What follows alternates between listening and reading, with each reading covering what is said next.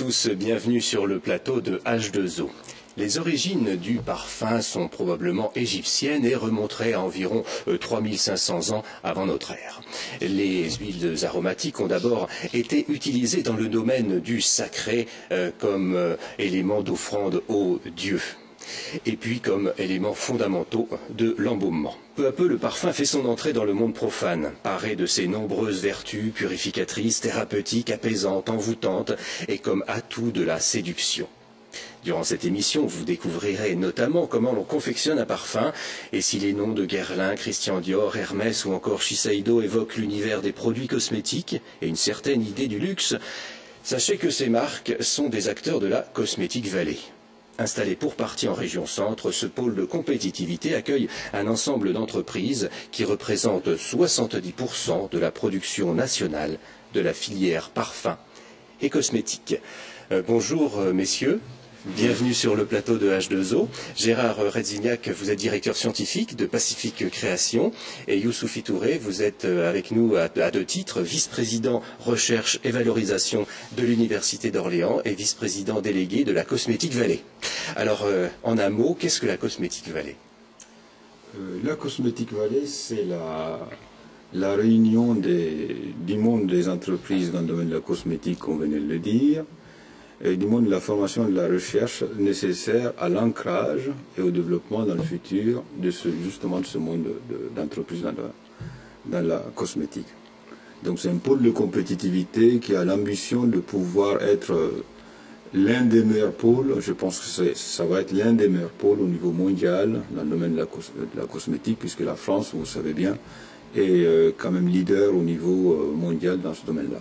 Gérard Redzignac, donc Pacific Création fait partie de la Cosmetic Valley. Où se situe votre entreprise? Notre entreprise se situe dans le Jardin des Entreprises, déjà un nom très évocateur, dans la commune de Chartres. Et cette entreprise est installée depuis 1990. Et nous y fabriquons des parfums. Nous y créons d'ailleurs la marque Lolita Lampicard.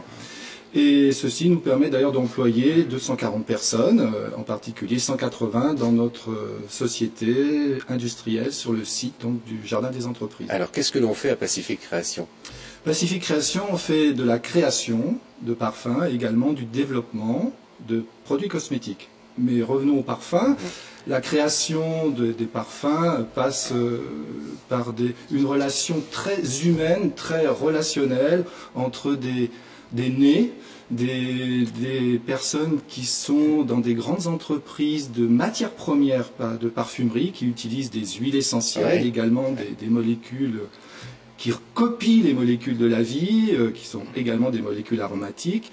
Et tout ça, cette relation permet de mettre au point donc, des parfums qui répondent à une attente, à une envie, à un souvenir des fois d'enfance, comme la Madeleine de Proust.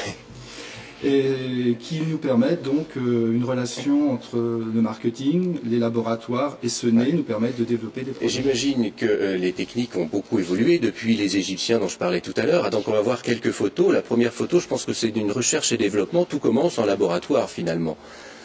Au laboratoire, nous sommes j'allais dire de façon non péjorative, un peu des cuisiniers. Nous mélangeons des matières pour les rendre sensoriellement très agréables. On le voit sur la deuxième photo, c'est un peu une cocotte minute que l'on va voir. Hein, c'est un petit peu... Voilà, donc après, les matières premières qui sont découvertes au laboratoire sont mises après dans ce qu'on appelle des réacteurs, mais rien à voir avec des réacteurs nucléaires. Au contraire, ce sont des réacteurs sensoriels dans lesquels nous mélangeons les matières et qui permettent de mélanger des huiles très végétales, bien souvent, avec des molécules qui sont solubles dans l'eau. Donc on fait ce qu'on appelle des émulsions. Et on va le voir sur la troisième photo aussi, qui est encore plus spectaculaire.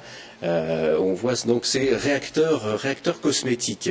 Oui, réacteur cosmétique, c'est donc là où se mélangent intimement l'eau et l'huile, ou l'huile et l'eau, et qui permettent d'obtenir ces crèmes, ces émulsions, ces gels qui, c'est vrai, copient de plus en plus la structure de la peau et qui permettent à la peau de vivre sa vie et qui nous accompagne. C'est une carrosserie qu'on voudrait maintenir en bon état pendant des années. Et c'est grâce à ces réacteurs que nous faisons ces mélanges au niveau industriel, bien sûr. Au niveau du laboratoire, ça se passe comme dans un creuset. dans une éprouvette. Jusqu'au produit final et puis ensuite au conditionnement des produits dans votre entreprise. Donc vous faites tout jusqu'au bout. Tout à fait, Monsieur Clerc.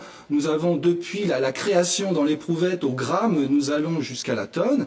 Et après, c'est toute une chaîne humaine qui fait que les produits après conditionnés sont mis dans des cartons, dans des emballages avec notre nom, bien sûr, et la composition des produits, c'est important. Nous avons une réglementation très stricte et ça part aux quatre coins du monde. Ouais.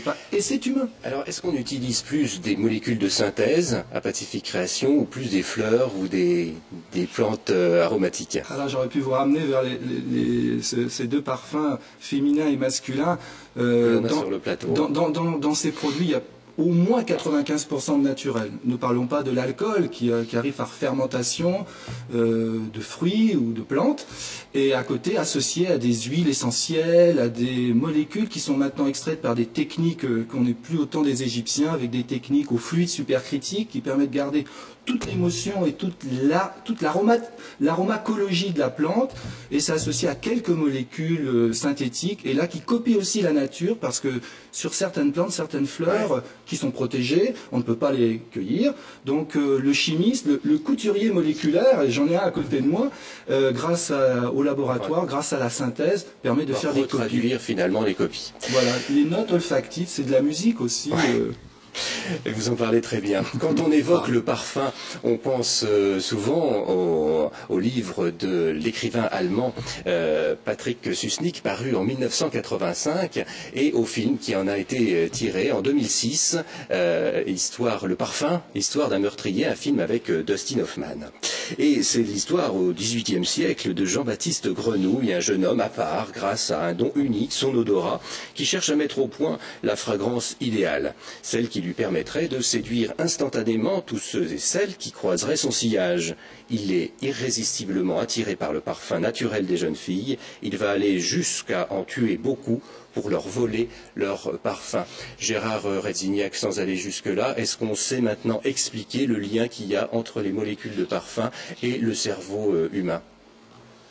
Je crois que les découvertes actuelles au niveau des neurosciences nous aident énormément. Vous savez, les notes de parfum, c'est comme des clés. Elles vont ouvrir des serrures, ce qu'on appelle des récepteurs, au niveau du nez, qui est une peau d'ailleurs spécialisée, un sens, le sens olfactif, et tout ça se traduit par une onde électrique qui va, dans le cerveau, ouvrir une mémoire. Encore là, la Madeleine de Proust, rappeler un souvenir. Et donc là, il y a encore des choses à découvrir. Tout ça, c'est moléculaire, je dirais presque énergétique. Et là, on en est au balbutiement aujourd'hui, et je pense que dans les années à venir, on va aller de découverte en découverte sur l'effet des odeurs, l'effet de ce sens qui est extrêmement important dans le souvenir. Et je voudrais rajouter que aujourd'hui, on sait déjà mesurer l'effet, on sait mesurer l'effet calmant en mettant des ondes, on fait de l'encéphalographie, on voit des ondes qui permettent de voir qu'on est calmé ou qu'on est excité grâce à des odeurs, et on va même jusqu'à ralentir le rythme cardiaque grâce à des odeurs. Donc on voit cette relation moléculaire entre l'olfaction, le cerveau, la mémoire, et un effet physiologique très important. Youssouphi Touré, sans dévoiler les secrets qui peuvent se dérouler à l'université, quelles sont les recherches maintenant qui sont faites pour les molécules du futur ? Alors, les molécules du futur, c'est le fait que vous l'avez posé la question, est-ce qu'on fait de la recherche en faisant de la synthèse pour le parfum? Est-ce que tout est naturel? Combien de pourcents est naturel là-dedans? Et on voit de plus en plus le fait que tout soit naturel. Alors, il faut bien comprendre que ce n'est pas parce que c'est naturel que ce n'est pas forcément nocif. Et donc, de ce fait-là, les recherches dans les laboratoires actuellement, c'est d'essayer de trouver tout ce qu'on peut extraire de la nature, vérifier sa nocivité ou non, sa durabilité ou non, que ce soit pour le contenu parfum ou le contenant, c'est-à-dire l'interface entre la partie qui contient les bouteilles, les flacons, et puis le contenu. On veut rendre tout ça un peu naturel pour conserver. Les parfums qu'on conserve 5-10 ans, on veut être sûr qu'il n'y a aucun problème qui arrive là-dessus. Donc les recherches sont sur le fait d'essayer de faire en sorte que la nature, dans sa belle partie, elle a mis quelques milliards d'années à faire la synthèse des choses qu'on cherche à faire quelques années quand même. Il faut être modeste. À la préserver. À la préserver. D'accord.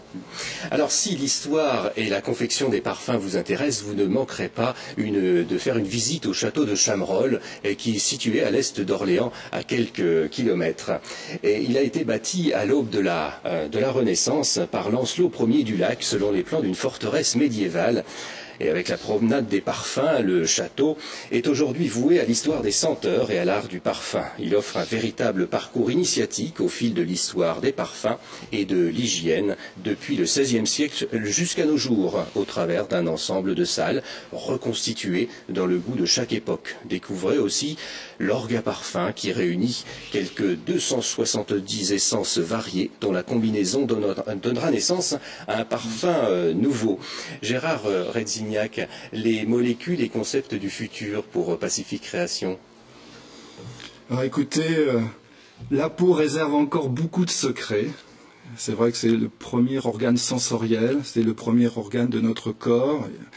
Et là, au niveau de la peau, on a encore beaucoup de choses à apprendre. On est des petits spéléologues, nous, on va enquêter au niveau de la peau.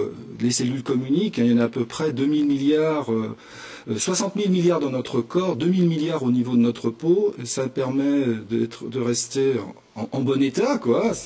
On est comme un aquarium, d'ailleurs. Il y a 70% d'eau dans notre corps. Et la peau permet de préserver ce capital de vie. Et sur justement le parcours de la peau au cours du temps, ce qu'on appelle le vieillissement, on a encore beaucoup de choses à découvrir. Et merci encore à nos amis chercheurs universitaires de nous aider. Vous aurez l'occasion de venir reparler de la peau dans un prochain H2O. Merci messieurs de votre participation à notre émission. Merci à tous d'avoir suivi ce numéro de H2O. On se retrouve dans 15 jours et en attendant, soyez curieux.